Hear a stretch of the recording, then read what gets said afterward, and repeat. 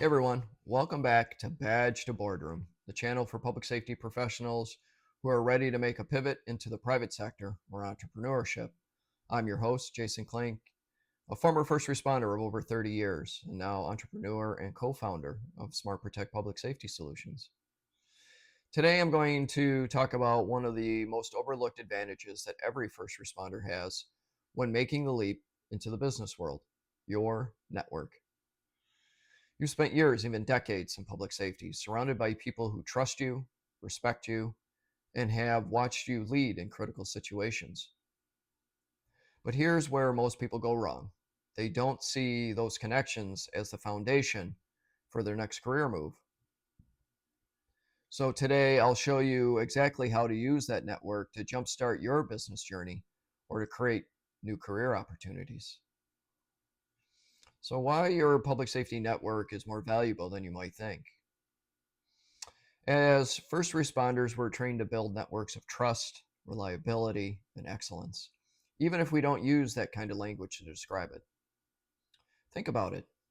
You've worked alongside firefighters, police officers, EMS professionals, dispatch supervisors, emergency managers, city council members, and vendor reps. You've answered calls for people in every profession and industry.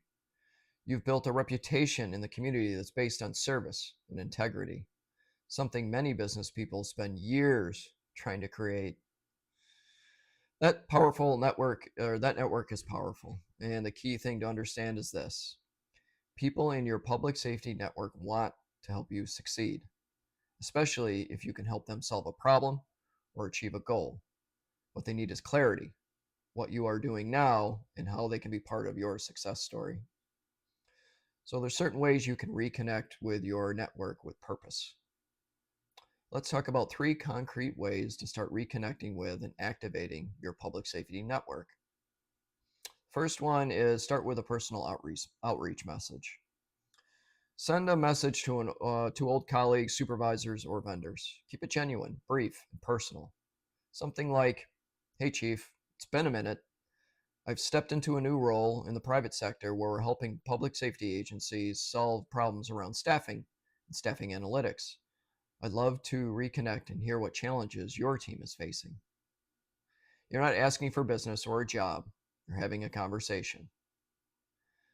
Second, post a public update on LinkedIn or Facebook. Let people know what you're doing now. Your firefighter buddy might not need a SaaS solution, but his cousin who works for a city council might. Don't underestimate the ripple effect. Third, offer value first. If you're building a business, create content or offer a resource to your network that solves a problem they might have. For example, a fire chief might want a free staffing benchmark, a dispatch director could use a turnover calculator, or an EMS director needs help analyzing overtime trends. Build reciprocity. Don't start with, "Can you help me?" Start with, "Can I help you?" So this is how I use my Fire and EMS network to build SmartProtect. Let me give you a real world example from my journey. When I left public service in 2019 and eventually co-founded SmartProtect in 2023, I didn't have a marketing budget or investor backing. I did have 30 years of service, deep industry knowledge, and a reputation for solving staffing and operational problems. I reached out to contacts across police, fire, EMS, and 911, not to pitch a product, but to learn. What are your biggest pain points around scheduling? How often are you understaffed or overstaffed? Do your people get burned out, and are you tracking it? Those conversations turned into pilot users. Pilot users turned into testimonials. Testimonials turned into credibility. That credibility turned into a product roadmap backed by real world insights. So if you're thinking about building something, a product, a consulting service, a training program, your network is your first audience, your first lab, and your first set of potential champions. So set an action plan to start using your network. Here's your action plan to get started with. Step 1, write down 10 people from your past public safety experience you could reconnect with.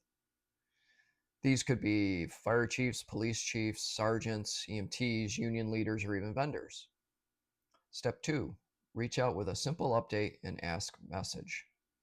Let them know what you're up to. and to ask them how things are going in their world. Step 3, offer something of value.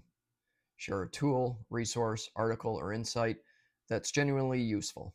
This builds trust and keeps you top of mind. Step 4, follow up consistently. Success in business doesn't come from one message. It comes from a relationship building over time. So, to wrap things up, you already have what many entrepreneurs spend years trying to create: a network of high trust built on real world action and shared experience. If you use that network with intention, it can become your unfair advantage in business or in your private sector career. If you found this video helpful, hit the like button, subscribe, drop a comment below, sharing one person with your network you plan to reach out with this week. And if you are ready to go deeper into how to make this career transition, check out many of the resources that are available online or connect with me on LinkedIn, and I'll help you as best as I can. I'm Jason Klink, and this is Badge to Boardroom. Thanks for watching, and stay tuned for next week's video.